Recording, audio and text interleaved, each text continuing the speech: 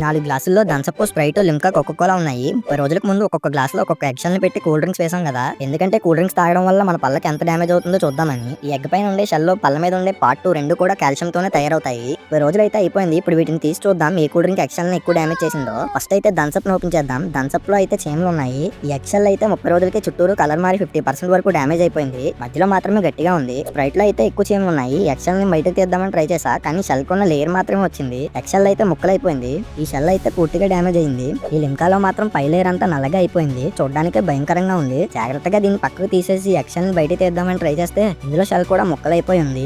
ఈ కోకోకోలా అయితే బయట నుండి చూడడానికి బాగానే ఉంది. లోపల షెల్ మాత్రం కలర్ మారింది. ఇది నార్మల్ షెల్ లాగా గట్టిగా లేదు. ఈ షెల్ కూడా పూర్తిగా డ్యామేజ్ అయిపోయింది. వాటర్ లో కూడా ఎగ్‌షెల్‌ని పెట్టాం కదా, దాన్ని చూద్దాం ఎలా ఉందో. బయట నుండి అయితే చూడడానికి బాగానే ఉంది. లోపల ఎగ్‌షెల్ పెట్టినప్పుడు ఎలా ఉందో ఇప్పుడు అలాగే ఉంది. వాటర్ లో 30 రోజులు ఉన్నా కూడా గట్టిగానే ఉంది. కూల్ డ్రింక్స్ లో ఉన్న ఎగ్‌షెల్స్ అయితే పాడైపోయాయి. వాటర్ లో ఉన్న ఎగ్‌షెల్ మాత్రం బాగానే ఉంది. కాబట్టి కూల్ డ్రింక్స్ ని వీలైనంత వరకు అవాయిడ్ చేయండి.